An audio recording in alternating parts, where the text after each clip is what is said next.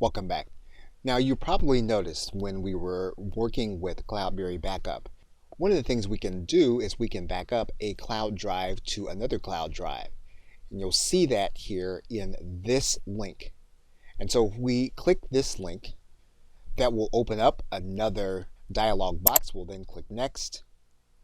And what we'll need to do is we'll need to add a storage account.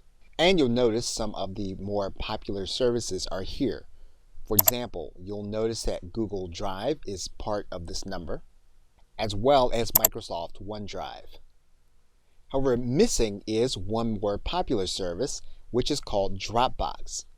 And so if you wanted to transfer files from Dropbox into Amazon S3, or you wanted to transfer files from Amazon S3 into Dropbox, you wouldn't be able to use Cloudberry Lab in order to do it.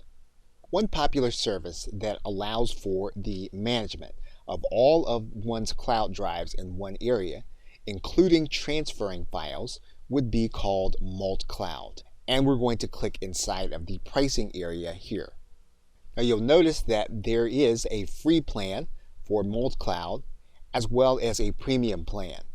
The premium plan, for example, allows for unlimited transfer of files between cloud drives for, at the time of the recording of this video, a fee of $119. The service is cloud-based, so you will be able to set up your service by clicking this button for the free service that says Enjoy Multcloud for free. This will give you access to a cloud-based interface. We'll then click No Longer Prompt and close this box. And what we'll need to do then is we'll need to add in the various cloud drive services that we currently use. And you'll notice Google Drive, OneDrive, Dropbox, Amazon S3, Box.com, as well as FTP to your online server. Now, once your drives have been set up inside of Multcloud, all you'll need to do is to select the directory that you want to transfer from.